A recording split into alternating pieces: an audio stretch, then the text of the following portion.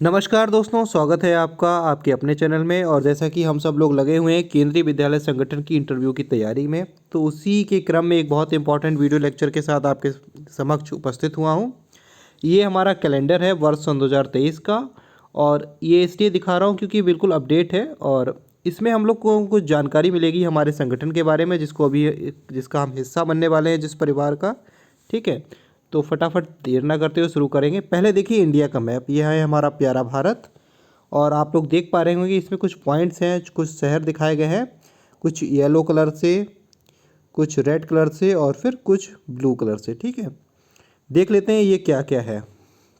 देखिए, केंद्रीय विद्यालय संगठन का मुख्यालय है नीले कलर से दिखाया हुआ, जो कि दिल्ली में है। तो केंद्रीय विद्यालय संगठन का पूरे भारत में केवल एक हेडक्वार्टर है जो कि दिल्ली में है। ठीक है, इसमें बहुत सारे फैक्ट ऐसे जानने को मिलेंगे जो कि आपको पूछे जा सकते हैं आपके इंटरव्यू के लिए।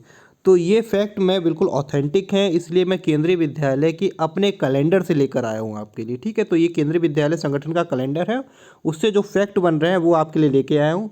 बहुत इंपॉर्टेंट है, क्योंकि जिस संगठन का आप हिस्सा बनने जा रहे हैं, जिस परिवार का आप हिस्सा बनने जा रहे हैं, उसके बारे में आप कितना जानते हैं, क्या उसके लक्ष्यों के बारे में जानते हैं, क्या उसकी स्थापना क्यों जरूरी थी, आखिर क्यों जरूरी था केंद्रीय विद्यालय खुलना, तो वो आप इस मैप से देख पाएंगे। ठीक है, दूसरा है संभाग।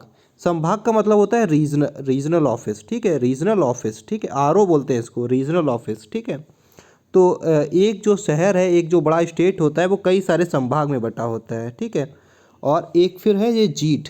ये जीट क्या होता है, जो रेड कलर से दिखाया हुआ है, ये रेड कलर से जो जीट बने हुए हैं, जैसे कि भुवनेश्वर में है, ग्वालियर में है, मुंबई में है, मैसूर में है, ये जीट क्या होता है, इन सब के बारे में हम जानेंगे। देखिए, शॉर्ट फॉर्म में थोड़ा सा बता देता हूँ। जीट वो होता है जहाँ पर हमारी ट्रेनिंग होती है, मतलब टीचर्स की ट्रेनिंग होती है ना। अभी आप केंद्रीय विद्यालय संगठन में आ जाओगे, नए अपडेट के लिए आपको भी ट्रेनिंग दी जाएगी, बहुत सारी बीच बीच में प्रोग्राम कराए जाएंगे, है ना। तो आपको ट्रेनिंग के लिए कहाँ भेजा जाएगा, इन्हीं जीट में भेजा जाएगा, जो कि पूरे भारत में केवल 5 हैं। ये आपको ध्यान रखना होगा कि कितनी जीट है, केवल 5। ठीक है, और बाकी सब आप देख रहे हो, ये सब जो येलो कलर से है, ये रीजनल ऑफिस है, संभाग है, रीजनल ऑफिस है, और हमारा हेडक्वार्टर न्यू दिल्ली में है, नई दिल्ली में है। ठीक है, इसको आप लोग आराम से देख सकते हो। ठीक है, देखिए ऐसा होता है कि एक बड़ा राज्य होता है, उसके अंदर कई सारे रीजनल ऑफिस भी हो सकते हैं। जैसे कि एक उत्तर प्रदेश के अंदर 3 रीजनल ऑफिस हैं, आगरा, लखनऊ और एक हमारा और है। ठीक है, आगरा, लखनऊ, एक का नाम मुझे अभी ध्यान नहीं आ रहा है, मैं आपको बता दूंगा। बनारस, ये रहा, बनारस, लखनऊ और आगरा। ठीक है, तो ये 3 हमारे हैं। और बिहार में केवल एक ही रीजनल ऑफिस है, पटना।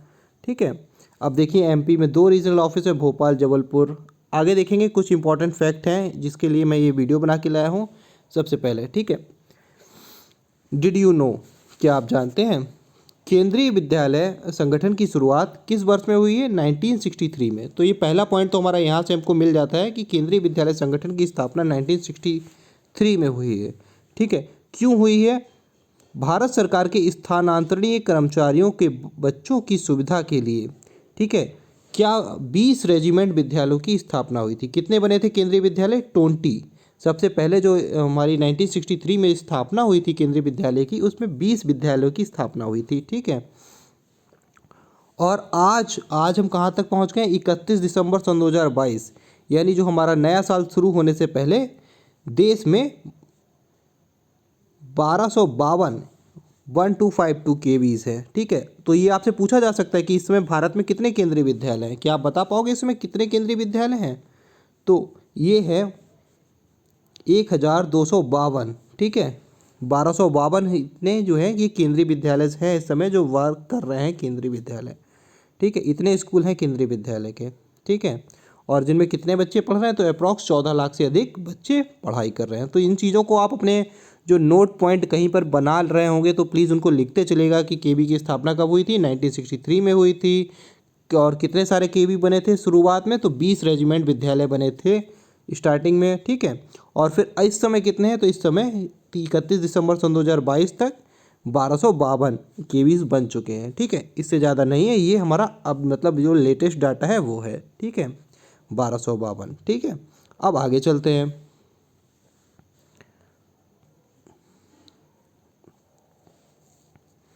फिर क्या हुआ था? फिर अभी तक तो केंद्रीय विद्यालय था। केंद्रीय विद्यालय संगठन को एक सोसाइटी के रूप में पंजीकृत कब किया गया? तो 15 दिसंबर 1965 को इसको एक सोसाइटी अधिनियम के तहत एक पंजीकृत किया गया था, ठीक है। और इसीलिए हमारा जो 15 जो दिसंबर है ये केंद्रीय विद्यालय का स्थापना दिवस मनाया जाता है ना। फाउंडेशनल डे क्या है केंद्रीय विद्यालय का? 15 दिसंबर, ये आप ध्यान रखेंगे। 15 दिसंबर क्या है? केंद्रीय विद्यालय का स्थापना दिवस है, फाउंडेशनल डे है, यहाँ पर दिखा ये है भी, ठीक है। इसको आप देख लीजिए। केंद्रीय विद्यालय संगठन को 15 दिसंबर 1965 को सोसाइटी पंजीकृत अधिनियम 1860 के तहत एक सोसाइटी के रूप में पंजीकृत किया गया था और तब से 15 दिसंबर केंद्रीय विद्यालय संगठन स्थापना दिवस के रूप में मनाया जाता है। आगे चलेंगे। देखिए यहाँ पर क्या है कि अब आपसे पूछा जा सकता है कि केंद्रीय विद्यालय का जो हमारा ध्येय वाक्य है वो क्या है ना, और जो उसका अर्थ है वो कहाँ क्या है और उसका कहाँ से लिया गया है। तो सबसे पहले ये देख लीजिए, ईक्ष्वाकु उपनिषद से है ये लिया गया है। ये जो कोटेशन है ये यहाँ से लिया गया है। ये एक उपनिषद का नाम है, आपने कई सारे उपनिषद पढ़े होंगे। ये एक उपनिषद से लिया गया है। केंद्रीय विद्यालय संगठन का ध्येय वाक्य है तत्व त्वब पूषणम, ठीक है। ये जो है हमारा ये ध्येय वाक्य है, मतलब ध्येय वाक्य से ऐसा समझ लीजिए एक मोटो है, मोटो, ठीक है। मतलब हमारा लक्ष्य क्या है, और इसका हिंदी मतलब होता है हे ईश्वर ज्ञान पर छाए आवरण को हटाएं। ज्ञान पर छाए, इसको भी आप ध्यान से रखिएगा, इसको लिख लीजिएगा, हे ईश्वर ज्ञान पर छाए आवरण को हटाएं। तो ये मोटो है हमारा, इसको लिखिए आप, कहीं पर पूछा जा सकता है आपसे इंटरव्यू में, और इसका मीनिंग है और ये कहाँ से लिया गया है ये भी देखिए, ठीक है। इसको जूम कर देता है थोड़ा सा आप लोगों के लिए, इसको लिख लीजिएगा कहीं पर, बहुत इंपॉर्टेंट है ये। फिर आगे चलेंगे। अच्छा, सिर्फ ऐसा नहीं है कि केंद्रीय विद्यालय के अंतर्गत आप काम कर रहे हो तो आपको सिर्फ भारत में सेवा करनी होगी, नहीं। आपको अगर विदेश जाना है तो विदेश में भी आप जा सकते हैं। 3 केंद्रीय विद्यालय विदेश में भी संचालित हैं। पूछा जाता है, पिछली बार जब इंटरव्यू में ये पूछा गया था कि आप बता सकते हैं केवी और कहाँ कहाँ काम कर रहे हैं। क्या केवी केवल भारत में? नहीं, केवी नेपाल, नेपाल में कहाँ पर है? नेपाल में काठमांडू, देखिए नेपाल के काठमांडू में एक केंद्रीय विद्यालय है, ठीक है। रूस यानी रसिया में भी आप जा सकते हैं, रूस के मास्को में है, रूस के मास्को में भी एक हमारा केंद्रीय विद्यालय है। और ईरान शहर के राजधानी है तेहरान, तेहरान में भी एक केंद्रीय विद्यालय है। तो आपको 3 केंद्रीय विद्यालय भारत से बाहर भी मिलेंगे, काठमांडू में, मास्को में और तेहरान में, ठीक है। ये आप ध्यान रखेंगे कि 3 केंद्रीय विद्यालय ऐसे भी हैं जो भारत से बाहर भी वर्किंग है, काम कर रहे हैं, क्योंकि ये एक इंटरनेशनल ऑर्गेनाइजेशन है। आगे चलेंगे।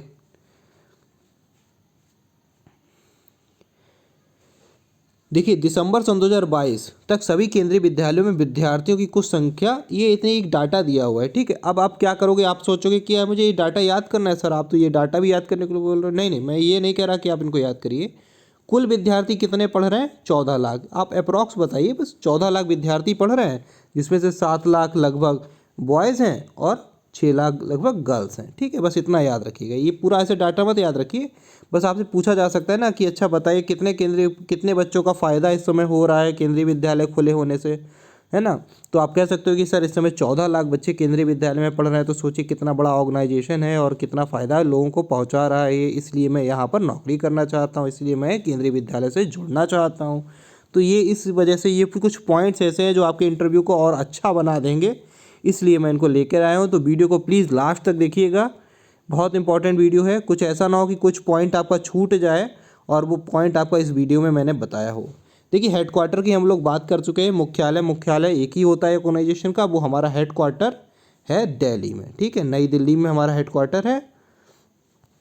पूरे देश में 25 क्षेत्रीय कार्यालय हैं। मैंने कहा था कि हमारे देखिए एक हेडक्वार्टर है वो दिल्ली में है, उसके बाद RO regional office, regional office का मतलब है क्षेत्रीय कार्यालय, जो कितने हैं? 25 हैं, 25 हैं, ठीक है। तो ये आपसे पूछा जा सकता है कि कितने RO हैं? RO हैं 25, हेडक्वार्टर है एक, जिनका काम होता है जो विद्यालयों के शैक्षणिक और प्रशासनिक कामकाज की निगरानी करते हैं, ठीक है, कि किसी विद्यालय में कामकाज ठीक से हो रहा है या नहीं हो रहा है, ठीक है। रीजनल ऑफिस हैं 25 और हेडक्वार्टर है एक दिल्ली में। कहाँ कहाँ रीजनल ऑफिस हैं ये आप देख सकते हो, ये पूरा मैप यहाँ पर दिया हुआ है, देख लीजिए। ये जो पीले रंग से सारे रीजनल ऑफिस दिखाए गए हैं कहाँ कहाँ हैं, ठीक है, देख लीजिए।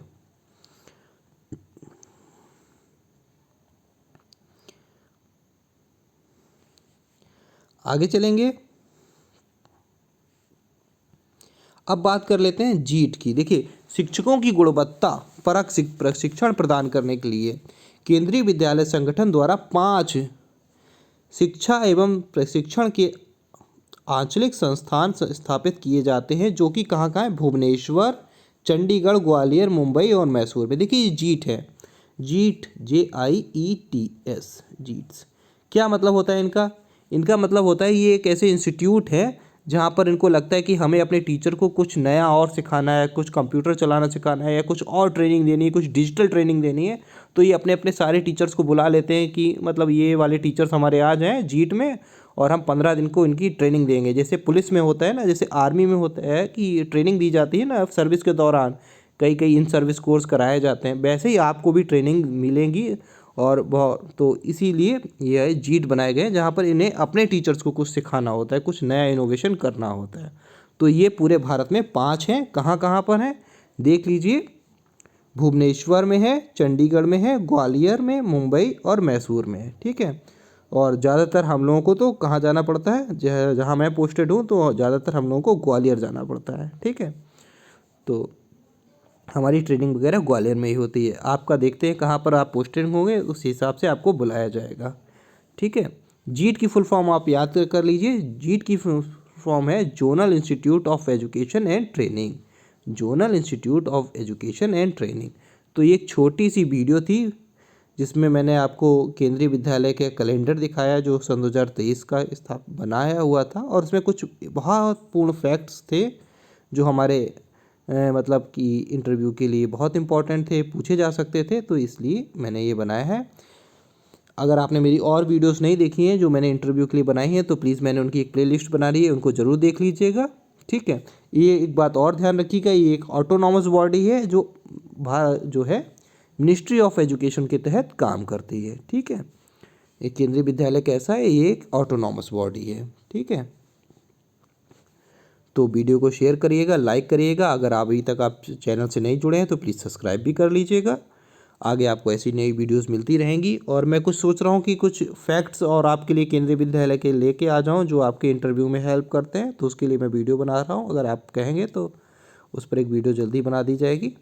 चलिए मिलते हैं किसी और वीडियो में, तब तक के लिए जय हिंद, जय भारत। जल्दी जल्दी तैयारी करते रहिए। आप सबका जो है केंद्रीय विद्यालय में स्वागत है।